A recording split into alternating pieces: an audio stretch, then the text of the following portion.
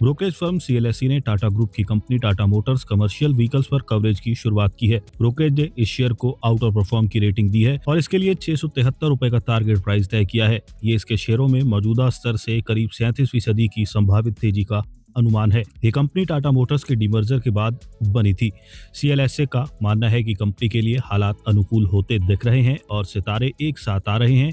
Brokerage के मुताबिक भारत और यूरोप यूनियन दोनों ही कमर्शियल व्हीकल सेगमेंट में अब साइकिल की ओर बढ़ रहे हैं। इससे आने वाले समय में कंपनी का वॉल्यूम और मार्जिन में मजबूत रिकवरी की संभावना है। सीएलएसई ने अपनी रिपोर्ट में कहा कि टाटा मोटर्स कमर्शियल व्हीकल्स को अगले 2 सालों में मजबूत फ्री कैश फ्लो मिलने की उम्मीद है, जिससे वित्त वर्ष 2028 तक इसकी बैलेंस शीट दोबारा हल्की और मजबूत हो सकती है। ब्रोकरेज ने कहा कि कंपनी ने आईवैको के अधिग्रहण के लिए 3.8 अरब यूरो का कर्ज लिया है। इसके बावजूद ये इस लक्ष्य को आसानी से हासिल कर सकती है। रिपोर्ट में कहा गया है कि करीब 3 सालों की सुस्ती के बाद वित्त वर्ष 2028 से 2029 में आईवैको की बिक्री कुछ तेजी दिखा सकती है, क्योंकि इसका बेस छोटा है। साथ ही यूरो 7 मानकों के लागू होने से पहले मांग में सुधार का लाभ मिल सकता है। सीएलएसए ने कहा टाटा मोटर्स सीवी और आईवैको का मेल बड़ी स्केल और सप्लाई चेन में तालमेल लाता है, जिससे संयुक्त कंपनियों को रणनीति बढ़त मिलेगा। इसके अलावा लाइट कमर्शियल व्हीकल्स में इलेक्ट्रिक वाहनों को अपनाना जाना भी एक कंपनी के लिए पॉजिटिव कदम माना जा रहा है। इससे पहले 17 फरवरी को एचएसबीसी ने टाटा मोटर्स सीवी पर अपना बुलिश रुख दोहराया था। ब्रोकरेज ने इस शेयर के लिए 534 रुपए का टारगेट प्राइस तय किया है। एचएसबीसी का कहना था कि कंपनी का वैल्यूएशन अभी भी अशोक लेलैंड और दूसरी पैसेंजर व्हीकल्स पर केंद्रित